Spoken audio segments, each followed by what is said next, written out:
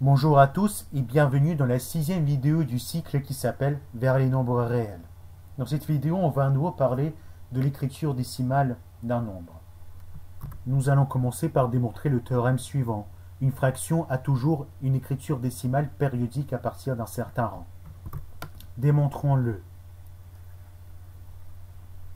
Alors on a vu dans la vidéo précédente que pour obtenir l'écriture décimale d'un nombre, d'une fraction, il suffit de faire la division euclidienne du numérateur par le dénominateur. Par exemple,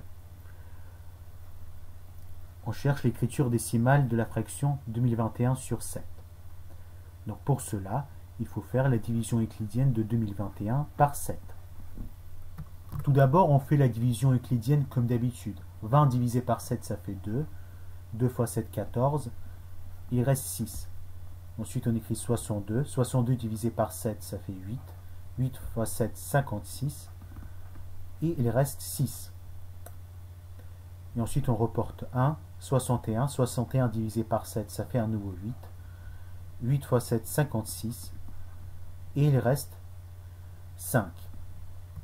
Il arrive toujours un moment dans une division euclidienne, quand on obtient un reste, il n'y a plus de nombre à reporter. Dans ce cas, le nombre à reporter pour écrire les chiffres après la virgule, c'est toujours 0. Donc là, par exemple, pour obtenir le premier chiffre après la virgule, eh bien, on va diviser 50 par 7. 50 divisé par 7 va nous donner un certain nombre. Voilà, 50 divisé par 7 donne toujours le même nombre. Et ce nombre-là, il va donner toujours le même reste. 50 divisé par 7 donne toujours le même quotient et le même reste. Donc le quotient c'est un chiffre et le reste aussi c'est un chiffre qui est toujours entre 0 et 7. Précisément même entre 0 et 6. Ça peut être 0, 1, 2, 3, jusqu'à 6. Ainsi 50 divisé par 7 ça donne un quotient et un reste. Le quotient on va l'écrire ici et le reste on va l'écrire ici avec un 0. Or il n'y a qu'un nombre fini de choix pour un reste. Donc ensuite le reste ça sera par exemple, dans notre cas 50 divisé par 7 ça donne 7.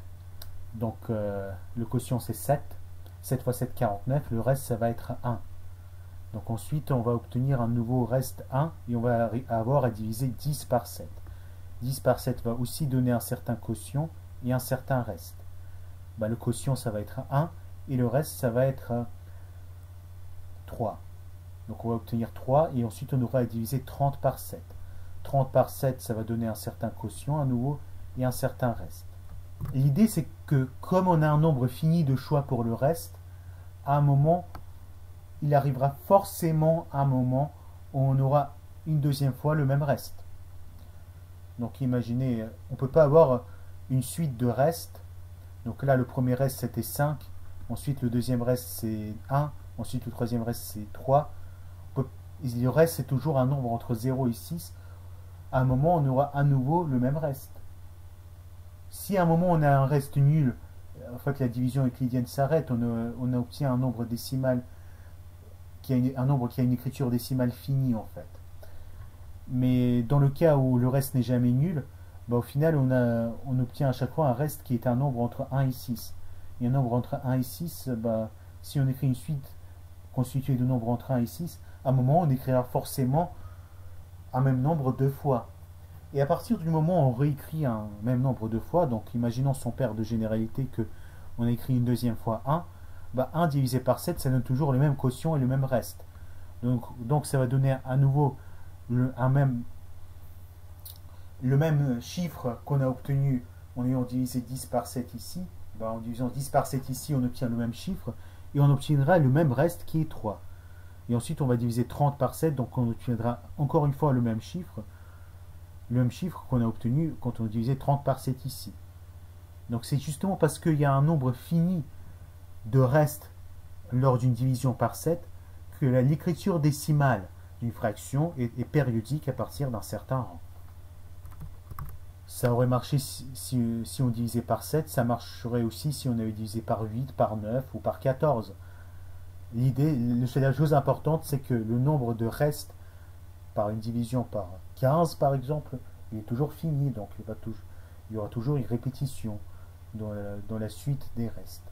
Si on écrit la suite des restes qu'on obtient dans la division euclidienne, il y aura toujours une répétition, ce qui va donner une répétition au niveau des quotients. Donc, c'est pour cela que l'écriture décimale d'un nombre qui s'écrit sous forme de fraction est périodique à partir d'un certain rang. Maintenant, à partir d'un certain rang, c'est important parce que l'écriture décimale d'un nombre n'est pas forcément périodique tout de suite. En effet, vous pouvez vous apercevoir que 1 sur 3 s'écrit comme 0,3333, etc. Dans la vidéo précédente, on a dit que ça s'écrit comme 0,3 entre parenthèses. Donc, 1 sur 30, c'est divisé en fait 1 sur 3 par 10. Bah, ça s'obtient comme 0,03333 ou comme 0,0 et puis une période de 3.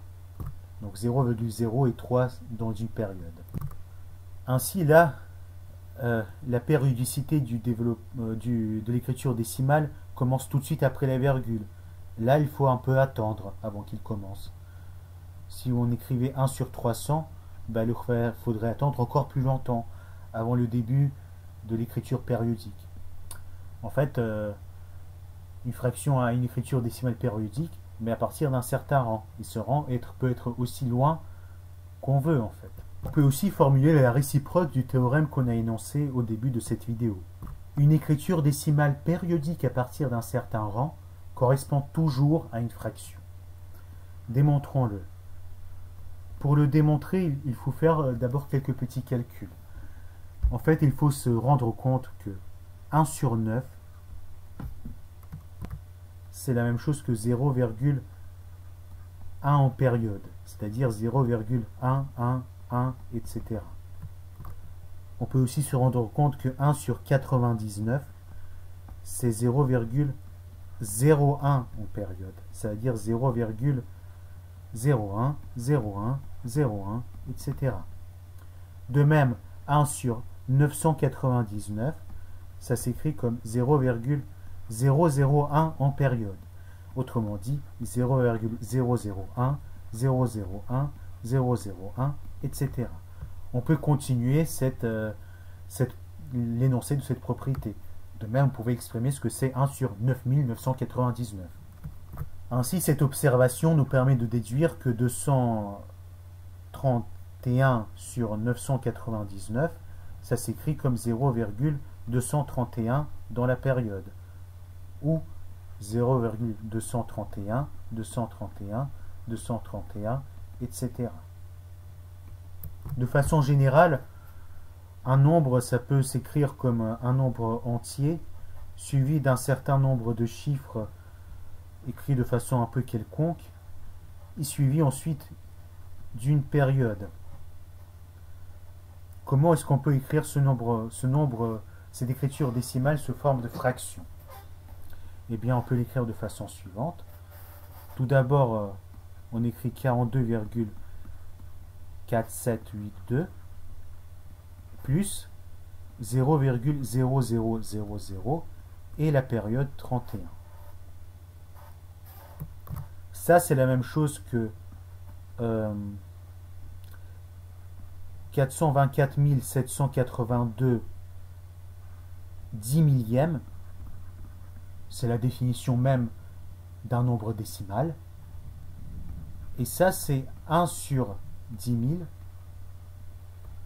fois 0,31 dans la période. Or, 0,31 dans la période, c'est la même chose que 31 sur 99. Donc là, on obtient que notre écriture décimale correspond au nombre, à ce nombre-là, plus 1 sur 10 000 fois 31 sur 99. Et on peut obtenir la fraction qui représente ce nombre-là en faisant l'addition de ces deux fractions. Ainsi, on a bien démontré qu'une écriture décimale périodique à partir d'un certain rang correspond toujours à une fraction. Pour finir, petite remarque. Imaginez l'écriture décimale 0,9999, etc. Autrement dit, 0,9 dans la période. D'après ce qu'on a, les observations qu'on a fait, on a dit que 1 sur 9, c'est la même chose que 0,1 dans la période. Donc 0,9 dans la période, ce serait la même chose que 9 sur 9. Donc c'est égal à 1.